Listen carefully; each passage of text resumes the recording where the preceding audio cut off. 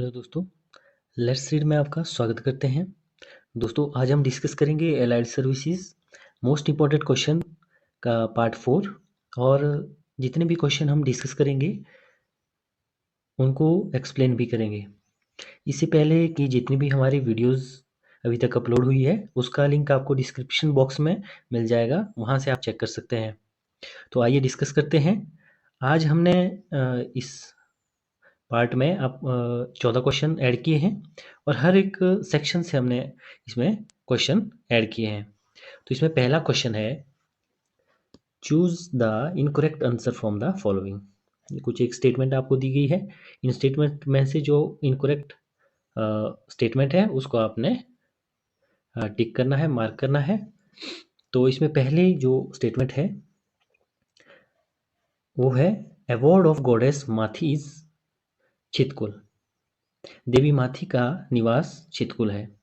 तो जो second statement है, a living geographical museum is Lingti valley. Third है, Chasak Bhatori is the highest village in Lahaul valley. Fourth है आपका, the highest peak of Kinnaur Kailash massif is Jorkanden. ठीक है, तो ये 4 स्टेटमेंट है। इसमें आपको जो इनकरेक्ट स्टेटमेंट है वो टिक करनी है। तो इसमें जो इनकरेक्ट स्टेटमेंट है वो है आपकी ऑप्शन ए। जो आपकी चास्क बटोरी है वो है हाईएस्ट विलेज है, वो है कहाँ की, चंबा, चंबा की। ठीक है, चंबा का ये जो है हाईएस्ट विलेज है, लाहौल स्पीति वैली का नहीं है। ये जो है चंबा का हाईएस्ट विलेज है। तो इसलिए इसका जो राइट ऑप्शन है ऑप्शन ए, ओनली 3 ओनली। ठीक है, तो जो बाकी आपके पास और इसमें स्टेटमेंट थी इनको भी एक्सप्लेन करते हैं। ठीक है, इसमें पहला था, अवॉर्ड ऑफ गॉडेस माथी इज छितकुल। देवी माथी का निवास छितकुल है। तो ये बिल्कुल सही है। जो माथी देवी माथी का जो निवास स्थान है वो छितकुल में है। ठीक है, इसका ये छितकुल कहाँ है आपका, ये पड़ता है आपका किन्नौर में। ठीक है, किन्नौर में पड़ता है। यहाँ जो है चितकुल में माती देवी का टेम्पल है। ठीक है, दूसरा है आपका, a living geographical museum is Lingti valley. ये एक जीवित भौगोलिक संग्रहालय लिंगती वैली है। ठीक है, तो ये जो लिंगती वैली है ये कहाँ पड़ता है आपका, ये है आपके लिंगती वैली है लाहौल स्पीति में। ठीक है, तीसरे के बारे में हमने डिस्कस कर लिया। चास्क बटोरी जो है कहाँ का हाईएस्ट विलेज है, चंबा का। ठीक है, जो चौथी है, highest peak of the Kinnaur Kailash massif is Jorkanden. ठीक है, ये भी बिल्कुल सही है। तो जो ये आपकी जारकोडेन है ये कहाँ की हाईएस्ट पीक है, किन्नौर की। ठीक है, तो इस तरह से ये क्वेश्चन था आपका। नेक्स्ट क्वेश्चन है आपका क्वेश्चन नंबर 2। क्वेश्चन नंबर 2 क्या है, select the correct statement from the following. 4 statement दी गई है, आपने जो है करेक्ट स्टेटमेंट इसमें को टिक करना है। ठीक है, पहला है आपका, Mahmud of Ghaznavi made a raid on Nagarkot Kangra in 1008 and 9 AD। ठीक है, दूसरी स्टेटमेंट है आपकी, Hensang stayed from some time at Sirmaur with the monk Jya Guptam। ठीक है, थर्ड स्टेटमेंट है आपकी, प्रिंस नासिरुद्दीन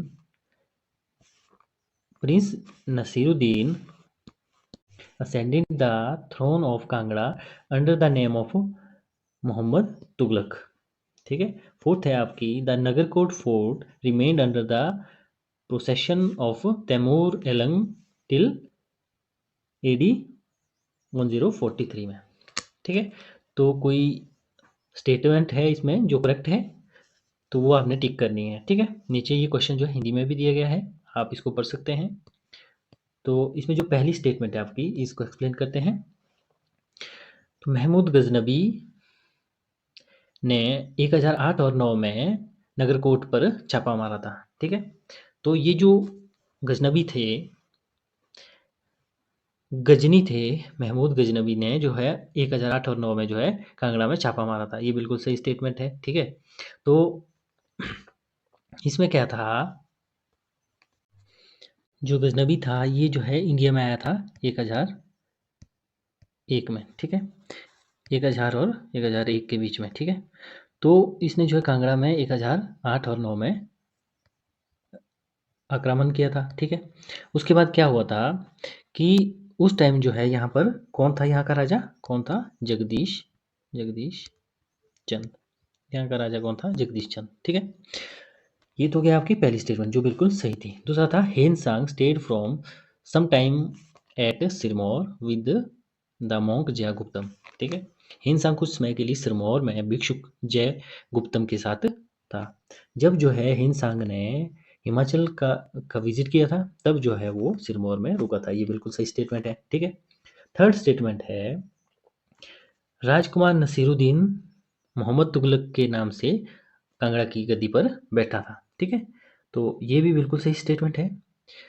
कब बैठा था ये जो है जो नसीरुद्दीन था ये 1390 में जो है मोहम्मद तुगलक के नाम से जो है कांगड़ा में बैठा था, ठीक है, कांगड़ा की गद्दी में। ये भी बिल्कुल सही स्टेटमेंट है। जो एक फोर्थ है, फोर्थ स्टेटमेंट क्या है, नग्गर कोट का जो किला है 1043 ईस्वी में तैमूर-ए-लंग के कब्जे में रहा। ये स्टेटमेंट जो है गलत है, क्योंकि जो तैमूर-ए-लंग था वो जो है 1498 ईस्वी में आया, 1398 ईस्वी में आया था, ठीक है। तो इसलिए जो है आपकी जो इसमें करेक्ट स्टेटमेंट होगी 1, 2 और 3, तो इसलिए आपका राइट आंसर हो गया ऑप्शन सी, ठीक है। नेक्स्ट क्वेश्चन है आपका क्वेश्चन नंबर 3। क्वेश्चन नंबर 3 क्या बोलता है, ये आपका हिंदी में भी आप पढ़ सकते हो, इंग्लिश में पढ़ सकते हो, ठीक है। पॉज करके आप जो है इसको हिंदी में भी पढ़ सकते हो। तो क्वेश्चन थर्ड है आपका, question third, which of the following statement is correct. तो इसमें करेक्ट स्टेटमेंट आपने बतानी है। पहली स्टेटमेंट है Dhauladhar range branches off from the great Himalayan range near Badrinath. Next statement है आपकी the Pir Panjal range separate the drainage of river Spiti from that the river Beas. Third statement है the Zanskar range is the eastern most range which separate Spiti and Kashmir from Tibet. Next statement है आपकी fourth, the Gumrang and Sholarang pass connected the basin of the river Chandrabhaga with its basin इन तिब्बत, ठीक है।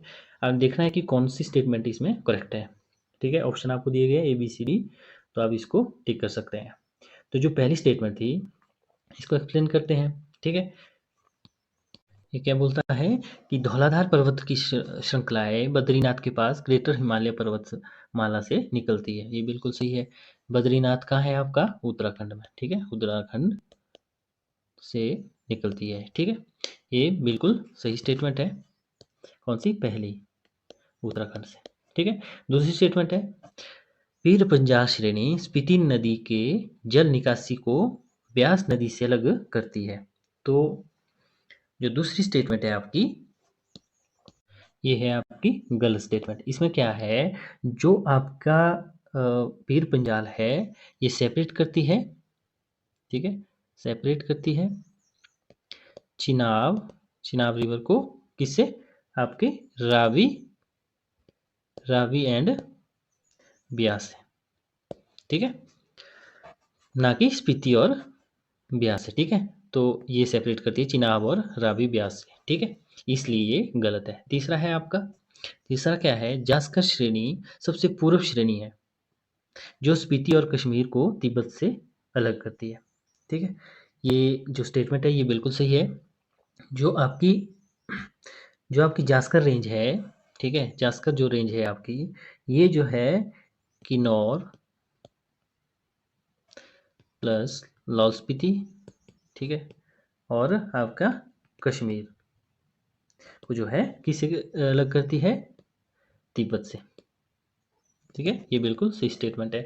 दो statement इसमें सही होगी, एक गलत होगी। तो चौथी स्टेटमेंट है जो गुमरंग और शोला रंग है ये दर्रे हैं चंद्रभागा नदी के बेसिन को तिब्बत में इसके बेसिन से क्या करते हैं, ये जोड़ते हैं, ठीक है। तो जो गुमरंग और शोला रंग है ये दर्रे हैं, ठीक है। तो ये क्या है आपका इनकरेक्ट, ठीक है। पहला और तीसरा सही है, दूसरा और चौथा गलत है। क्यों गलत है, जो चंद्रभागा है आपकी जो चंद्रभागा रिवर है आपकी, वो क्या है? ये है चंद्रा और भागा से ये मिलकर बनी है, ठीक है। तो ये दो कहाँ मिलती है? आपकी तांदी में, ठीक है। तो इस तरह से इसका जो राइट आंसर हो गया ऑप्शन बी। नेक्स्ट क्वेश्चन है आपका क्वेश्चन नंबर 4। क्वेश्चन नंबर 4 क्या बोलता है? ये क्या बोलता है? Select the incorrect combination from the following. ये कॉम्बिनेशन दिए गए हैं, ठीक है।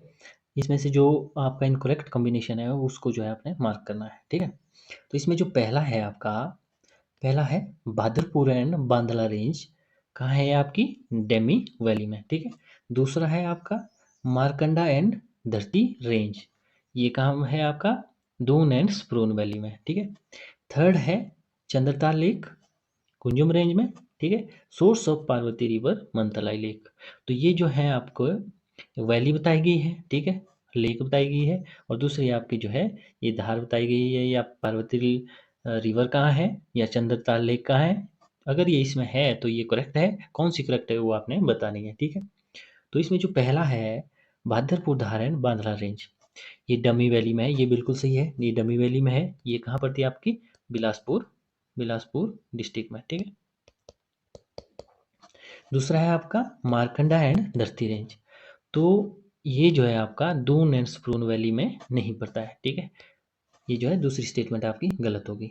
लेकिन जो आपकी ये दून और स्प्रून वैली है, ये कहाँ पड़ती है आपकी? ये पड़ती है आपकी शिवालिक, शिवालिक हिल्स में, हिल्स में, ठीक है, एंड लेसर हिमालय में, ठीक है। तो जो ये आपकी मारकंडा एंड धरती रेंजेस है, ठीक है, ये कहाँ पड़ती है? ये पड़ती है आपकी सिरमौर डिस्ट्रिक्ट में, ठीक है। तो थर्ड है आपकी चंद्रता लेक। चंद्रता लेक कहाँ पड़ती है आपकी? ये बिल्कुल सही है, ये कुंजुम रेंज में पड़ती है, ठीक है। कुंजुम रेंज में कहाँ? ये पड़ती है लाहौल एंड स्पीति वैली के बीच में, ठीक है, between Lahaul and Spiti valley, ठीक है। तो चौथा है आपका source of Parvati river. Source of Parvati river क्या है? मनतलाई लेक।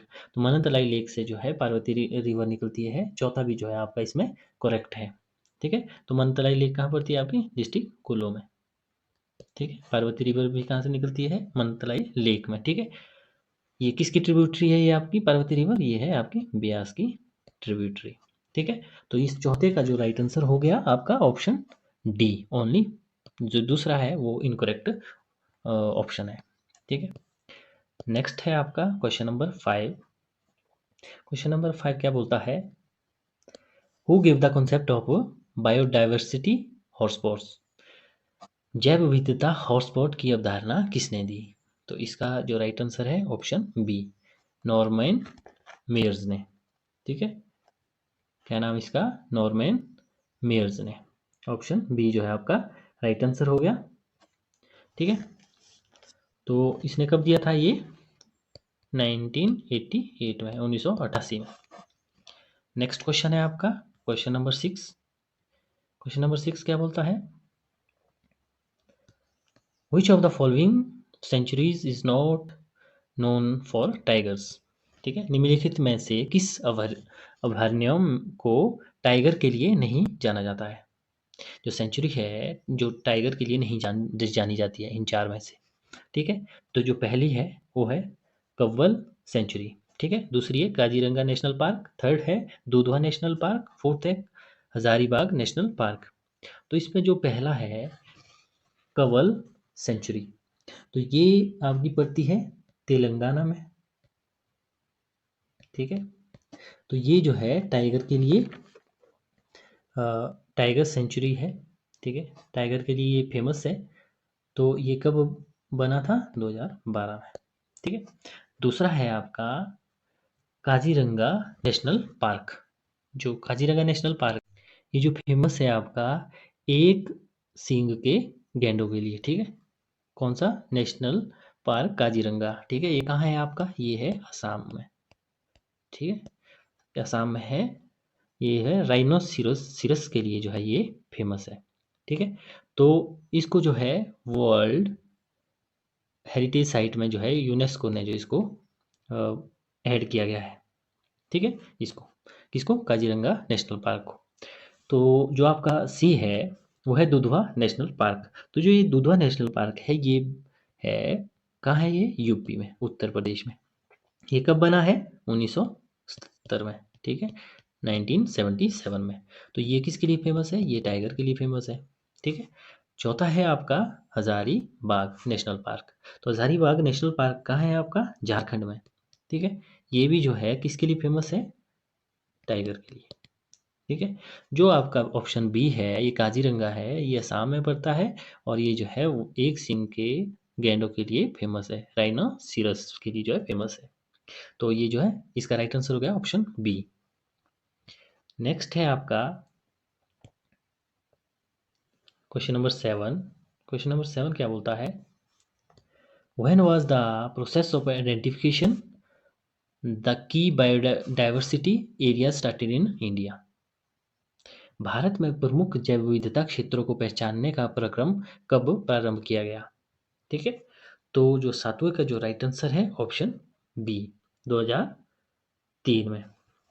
ठीक है, 2003 में जो है ये जैव विविधता क्षेत्रों को पहचानने का जो है स्टार्ट किया गया, आइडेंटिफिकेशन इसकी स्टार्ट की गई। लेकिन जो आपका बायोलॉजिकल डाइवर्सिटी एक्ट है, ठीक है, ये कब बना आपका, ये बना आपका 2002 में। उसके बाद जो है 2003 में जो इसको आइडेंटिफिकेशन जो इसकी स्टार्ट हो गई इंडिया के डिफरेंट एरियाज में।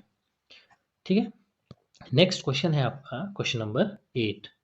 क्वेश्चन नंबर 8 क्या बोलता है, लिस्ट 1 को जो है लिस्ट 2 के साथ मिलाना है। लिस्ट 1 में है आपकी पॉलिसी, लिस्ट 2 में है आपका ईयर।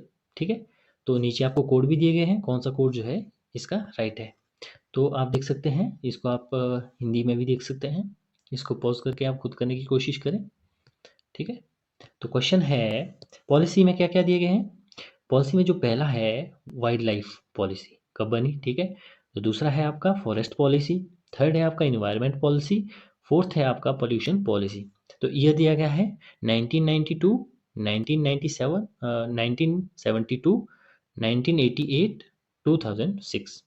तो इस तरह से चार आपके पास ईयर दिए गए हैं, चार आपके पास पॉलिसी दी गई है। ठीक है। तो आपने बताना है कौन से जो है कोड इसमें करेक्ट है। तो इसमें जो वाइल्ड लाइफ जो पॉलिसी बनी थी, ये बनी थी आपकी 1972 में, 1972 में। ठीक है। जो दूसरी पॉलिसी थी आपकी फॉरेस्ट की, तो जो फॉरेस्ट पॉलिसी है ये आपकी बनी है 1988 में। ठीक है। जो सी है आपका इन्वायरमेंट, ये जो इन्वायरमेंट पॉलिसी है ये बनी है आपकी 2002 में। ठीक है। जो फोर्थ है आपकी पॉल्यूशन पॉलिसी, ये बनी है आपकी 1992 में। तो इस तरह से जो आपका आठवें का जो राइट आंसर हो गया ऑप्शन ए, पहले का दूसरा, दूसरे का तीसरा, तीसरे का चौथा, चौथे का पहला। ठीक है।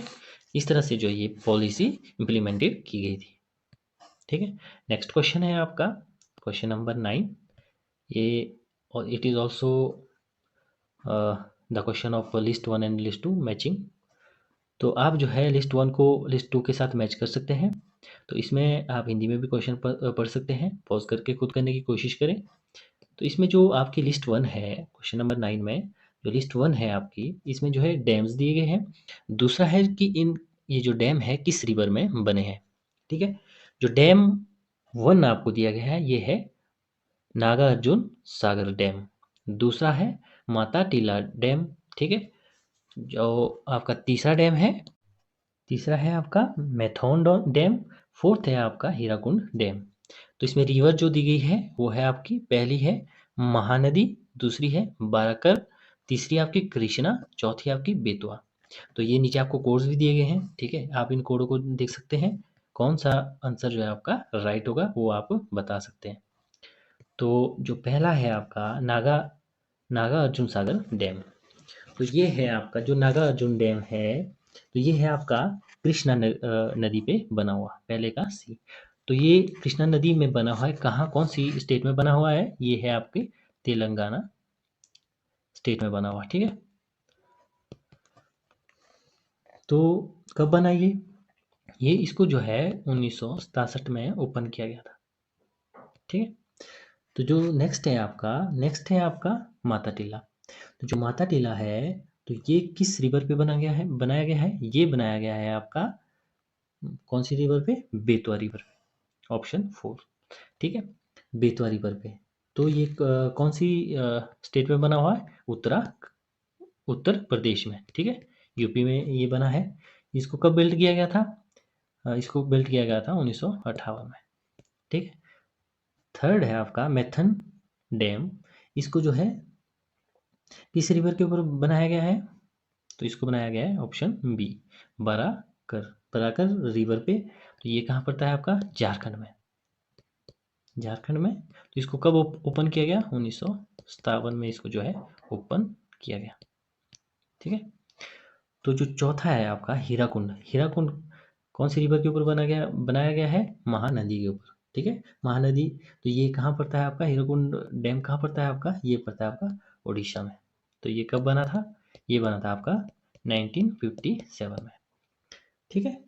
तो इस तरह से जो है ये डैम दिए गए थे, और ये किस रिवर पे बने थे वो भी यहाँ मेंशन किया गया था। तो आपने कोड इसके बताने थे। तो इसमें जो राइट आंसर हो गया आपका ऑप्शन सी। ठीक है, हमने आपको बता दिया कि ये कौन कौन सी स्टेट में है और ये कब कब बनाए गए थे। ठीक है, नेक्स्ट क्वेश्चन है क्वेश्चन नंबर 10। क्वेश्चन नंबर 10 क्या बोलता है, पॉलिटी का क्वेश्चन है। Which article of Indian Constitution contain the emergency provisions? ठीक है, emergency जो provisions है वो किस आर्टिकल में बताए गए हैं इंडियन कॉन्स्टिट्यूशन में। ठीक है, तो वो आपके बताए गए हैं आर्टिकल 352 टू 360 में। ठीक है, ऑप्शन 3 जो है इसमें राइट आंसर है। थोड़ा सा इसको एक्सप्लेन करेंगे। जो आर्टिकल 352 है, ठीक है, ये होता है आपका नेशनल इमरजेंसी। ठीक है, नेशनल इमरजेंसी। ठीक है, इसमें ये नेशनल इमरजेंसी कब कब लगती है। ठीक है, एक तो अगर युद्ध हुआ हो वॉर में। ठीक है, अगर आपकी एक्सटर्नल एग्रेशन, ठीक है, एग्रेशन के कारण, एक्सटर्नल एग्रेशन के कारण। तीसरा है अगर आर्म्ड रिबेलियन हो जाए, ठीक है, विद्रोह हो जाए। ठीक है, तो तब जो है नेशनल इमरजेंसी लगती है। ठीक है, लगा सकते हैं। ठीक है, दूसरा आता है आपका आर्टिकल 356, जिसको जो है प्रेसिडेंट रूल के नाम से भी जानते हैं, प्रेसिडेंट रूल। ठीक है, तो ये जो आपका 356 इमरजेंसी है, ये कब कब लगती है, जब जो है राज्यों के कॉन्स्टिट्यूशनल जो प्रोविजंस होते हैं इसमें जो है विफलता होती है। ठीक है, तो असफल हो जाती है गवर्नमेंट, तो तब जो है ये स्टेट में लगता है। ठीक है, इसको जो है हम also known as state emergency. ठीक है, state emergency and constitutional emergency भी इसको बोला जाता है। ठीक है, तो जो थर्ड है आपकी वो है आर्टिकल 360। ठीक है, इसको क्या बोलते हैं आपके, फाइनेंशियल इमरजेंसी। ठीक है, तो फाइनेंशियल इमरजेंसी जो है आपकी ये कब लगती है, जब जो है फाइनेंशियल वित्तीय जो खतरे होते हैं वो लगते हैं, तब जो है ये इमरजेंसी अप्लाई की जाती है। तो जो आपका इमरजेंसी प्रोविजंस है ये आता है आपका पार्ट 18 में। ठीक है, जो आपका 352 है ये ओनली 3 बार अभी तक लगी है। कब कब, 1962 में, 1971 में, ठीक है, 1971 में और 1975 में। 3 बार ये लगी है, 1962, 1971 और 1975 में। जो आपकी 356 इमरजेंसी है वो जो है अभी वो जो है 100+ बार लग चुकी है। ठीक है, जो 360 आर्टिकल है जिसको आप बोलते हैं फाइनेंशियल इमरजेंसी, ये अभी तक नहीं लगी है। ठीक है, नॉट। इस तरह से जो है हमने इमरजेंसी प्रोविजन के बारे में पढ़ा। ठीक है, नेक्स्ट क्वेश्चन है आपका क्वेश्चन नंबर 11। क्वेश्चन नंबर 11 क्या बोलता है, the Indian constitutional article 17 deal with the evolution of. तो जो आपका क्वेश्चन आर्टिकल 17 है वो जो है किस चीज़ का एवोल्यूशन करता है, तो ये एवोल्यूशन करता है अनटचेबिलिटी का। ठीक है, तो जो आपका पार्ट थर्ड है, पार्ट थर्ड है वो आता है आपका 12 से 35 आर्टिकल तक। ठीक है, इसमें आपका ये आता है फंडामेंटल राइट। ठीक है, फंडामेंटल राइट्स के अंडर आता है ये आर्टिकल 17। जो इसमें फंडामेंटल राइट जो फर्स्ट है आपका, ठीक है, इसमें आता है आपका राइट टू इक्वलिटी, ये आता है आपका 14 से 18। ठीक है, यहाँ जो है इसको राइट एवोल्यूशन ऑफ अनटचेबिलिटी को एक्सप्लेन किया गया है। ठीक है, नेक्स्ट क्वेश्चन है आपका क्वेश्चन नंबर 12। क्वेश्चन नंबर 12 क्या है? क्वेश्चन नंबर 12 है आपका when was Gandhi Irwin pact signed. ठीक है, जो गांधी और इरविन के बीच में समझौता हुआ था वो कब जो है साइन किया गया? तो इसमें आपको ऑप्शन दिए गए हैं। पहला ऑप्शन है 1 मार्च 1932, दूसरा ऑप्शन है 5 मार्च 1931, तीसरा ऑप्शन है 15 मार्च 1933, चौथा ऑप्शन है 10 मार्च 1935। तो इसका जो राइट आंसर है आपका ऑप्शन 2, 5 मार्च 1932। ठीक है, तो इसमें जब ये पैक्ट जो है साइन हुआ था तब जो है इसके बाद जो है आपका सविनय अवज्ञा आंदोलन, जिसको बोलते हैं सिविल डिसओबीडिएंट डिसओबीडिएंट मूवमेंट को जो है एंड किया गया था। ठीक है, और सेकंड जो राउंड आपका टेबल कॉन्फ्रेंस हुई थी, ठीक है, कॉन्फ्रेंस, उससे पहले जो है इसको समाप्त किया गया था। ठीक है, जो सेकंड राउंड टेबल का कॉन्फ्रेंस कहाँ हुई थी? आपकी लंदन में। ठीक है, इससे पहले जो इसको समाप्त किया गया था। किस चीज़ के लिए? इसके जो है जो गांधी इरविन पैक्ट हुआ था इसको साइन होने के बाद जो है सिविल डिसओबीडिएंट जो मूवमेंट था उसको जो है समाप्त किया गया था। ठीक है, जो आपका 13th क्वेश्चन है इसमें, नेक्स्ट क्वेश्चन, विच कांग्रेस सेशन प्रेजाइडेड बाय महात्मा गांधी। ठीक है, किस जो है कांग्रेस सेशन की अध्यक्षता महात्मा गांधी ने की थी?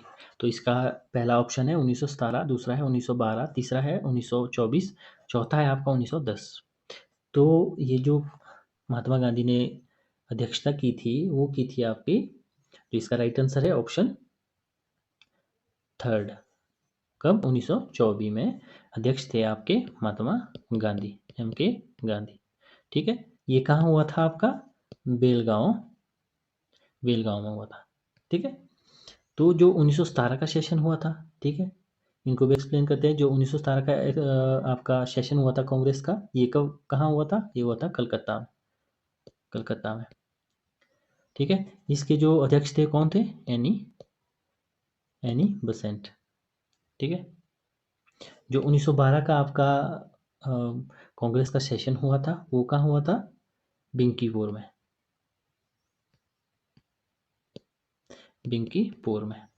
ठीक है, तो इसकी अध्यक्षता किसने की थी? आर एन मधु मधोलकर ने। किसने? आर एन मधोलकर, मधोलकर ने इसकी जो है अध्यक्षता की थी। जो आपका 910 का सेशन था ये कहाँ हुआ था? इलाहाबाद में। ठीक है, इलाहाबाद में हुआ था। इसकी अध्यक्षता किसने की थी? सर विलियम विलियम विद विदकर विदरवर्न ने, सर विलियम विदरवर्न ने जो इसकी अध्यक्षता की थी। ठीक है, इस तरह से हमने जो है इन सभी सेशन को जो है एक्सप्लेन किया। लेकिन जो महात्मा गांधी ने सेशन को की अध्यक्षता की थी वो था 1924 का बेलग्राम सेशन। ठीक है, नेक्स्ट है आपका लास्ट क्वेश्चन इस वीडियो का, वो है आपका मैच द फॉलोइंग। ठीक है, इसमें जो आपकी लिस्ट है, लिस्ट वन में है, लिस्ट वन में है आपका जो एसआई यूनिट्स दी गई है। ठीक है, लिस्ट वन में एसआई यूनिट ऑफ जो क्वांटिटी है वो आपने बतानी है। लिस्ट टू में जो है आपकी यूनिट्स बताई गई है। ठीक है, यूनिट्स, ये है आपकी क्वांटिटी, क्वांटिटी। ठीक है, किस क्वांटिटी की कौन सी यूनिट है वो आपने मैच करनी है। ठीक है, एसआई यूनिट पहला जो है आपका SI unit of power of A lenses, दूसरा है आपका लिस्ट वन में SI unit of electric potential difference. Third है आपका potential difference between 2 points. Fourth है आपका SI unit of electric charge. तो जो लिस्ट 2 में है आपकी यूनिट्स बताई गई है। तो इसमें जो है पहला है वोल्ट, दूसरा है आपका कूलम, तीसरा है डायोप्टर, फोर्थ है आपका W/Q आपका दिया गया है। ठीक है, आपने इसको मैच करना है, फिर आपने जो इसका राइट आंसर बताना है। ठीक है, तो जो आपका पावर ऑफ लेंसेज है, तो इसकी जो SI यूनिट होती है वो होती है आपकी डायोप्टर। ठीक है, तो पहले का क्या हो गया C। दूसरा जो है आपका SI unit of electric potential difference, तो इसमें जो है आपका इलेक्ट्रिक पोटेंशियल डिफरेंस की जो यूनिट होती है वो होती है आपकी वोल्ट। ठीक है, तीसरा है आपका पोटेंशियल डिफरेंस बिटवीन 2 पॉइंट्स। इसका जो यूनिट्स होती है आपकी W/Q, वर्क अपॉन चार्ज। ठीक है, फोर्थ जो है आपका SI unit of electric charge, वो होता है आपका कूलम। ठीक है, तो इस तरह से हो गया आपका C, A, D, B, ये जो है आपका राइट सीरीज होगी इसमें। ठीक है, इस तरह से ये जो है आपका मैच होना था। तो ये था हमारा लास्ट क्वेश्चन, इस वीडियो का लास्ट क्वेश्चन था। उम्मीद करते हैं कि ये जो हमारी आज की वीडियो है ये आपको काफ़ी हेल्पफुल लगी होगी, उम्मीद करते हैं। तो आगे आने वाली वीडियोस भी इसी तरह से की होने वाली है। तो अगर आपने हमारे चैनल को लाइक और सब्सक्राइब नहीं किया है तो इसे सब्सक्राइब कर लें। Thanks for watching.